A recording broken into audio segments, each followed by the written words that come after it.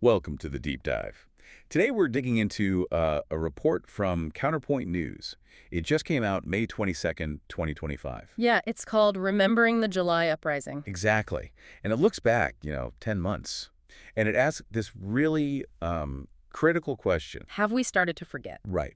Have the sacrifices from the July Uprising sort of faded from memory already? And the report is pretty clear on its stance. Very firm. It says they absolutely should not be forgotten. And it starts in a really striking way. It does. It kicks off with this incredibly visceral image. It's the body of a young man, Nafis. On a rickshaw. On a rickshaw, yeah, Yeah. wrapped in the national flag. His head's hanging down. You can see, like, marks from gunfire in his legs. It's just such a juxtaposition, isn't it? That everyday transport carrying something so tragic. It really grabs you immediately, and it kind of encapsulates everything, doesn't it? The Yeah. personal loss, the vulnerability, the real human cost of it all. And the report really makes a point of his age. Nafis was only 17. Just 17. It mentions he just finished his SSC exams. From Banani Bajanikaten School in college. You think about that, finishing school, all that potential. Yeah, the future he had. It just underscores the waste. Makes you think about all the lives just turned upside down that day. It really forces you to see the person behind the headline, Definitely. And the report then goes into how he got involved. Joined the movement that morning, August 4th, down in Shawba. Heading towards Farmgate, it says. Right.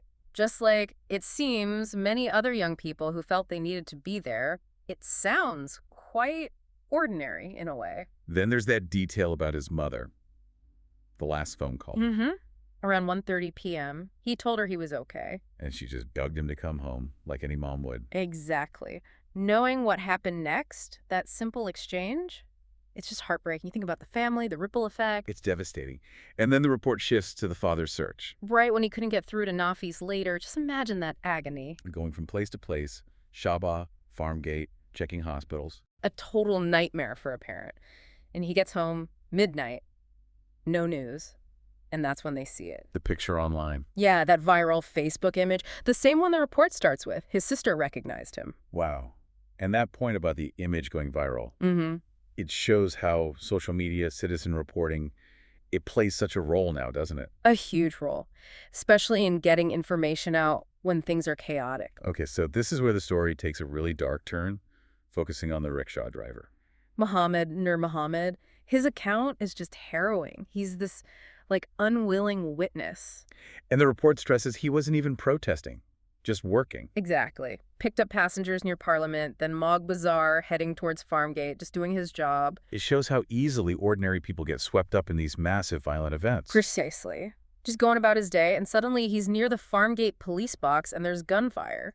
His perspective is so important, isn't it? It's ground level, no political spin. Yeah, you see it through his eyes, someone just trying to survive the situation. And he says he was stopped by police near Science College. Uh-huh. Even though he was trying to get away from the shooting, they made him go forward.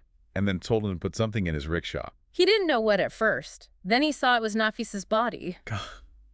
And the police were apparently quite open about it, using the term hiding a corpse. That's what the report claims, he said. It really makes you question, everything. Accountability, transparency, based on this account anyway. And the details from the driver, they just get worse. They really do.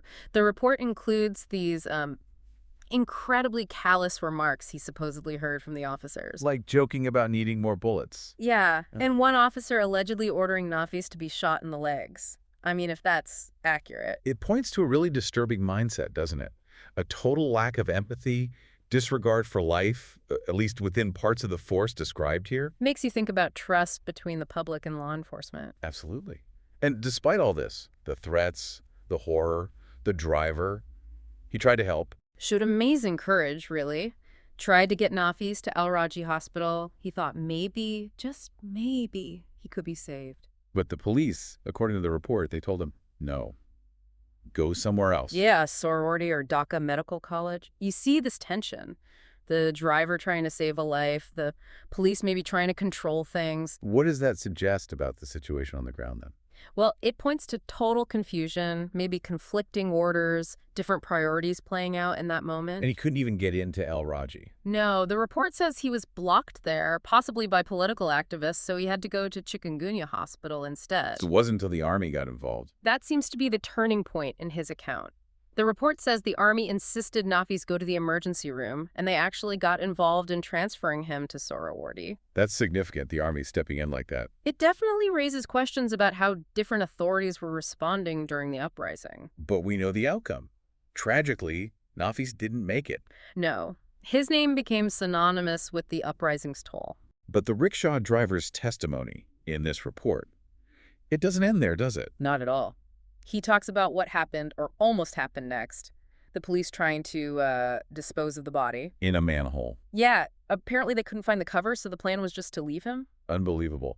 And then threats to a journalist. That's what he claims. A journalist from Manabzaman was taking pictures, documenting it, and the police threatened him. So it paints this picture of, well, alleged attempts not just to cover up the death, but to silence anyone trying to report it. Exactly. And if you link that back to the report's main question, have the sacrifices been forgotten? Well, actions like these, if true, suggest a deliberate effort to make people forget. So the driver sharing his story, it's an act of remembrance in itself. A powerful one.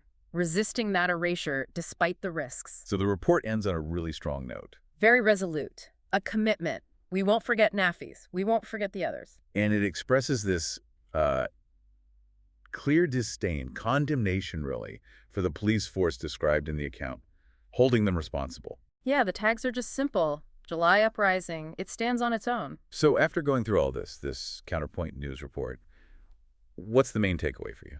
I mean, it's a deeply personal, very emotional look at one death during the uprising, through Nafis and especially through that rickshaw driver's testimony. Which is incredibly compelling. It paints this picture of alleged brutality, alleged cover-up attempts. It really serves as this powerful reminder, doesn't it, of the human cost and why bearing witness matters. It definitely does. Mm. Which leads to the question for you, the listener. What responsibility does a society have to actually acknowledge these painful moments? To remember them? Yeah, this whole deep dive into the Remembering the July Uprising report, it leaves you thinking about that, doesn't it? When you hear these specifics, young life lost, the citizens' bravery, these really serious allegations, what does it actually mean for us as a society to remember? And what are the consequences of that memory? Or the lack of it? Right. Not just for understanding the past, but for, shaping the future, demanding accountability. It's a lot to think about. Definitely something to ponder. Thanks for taking this deep dive with us.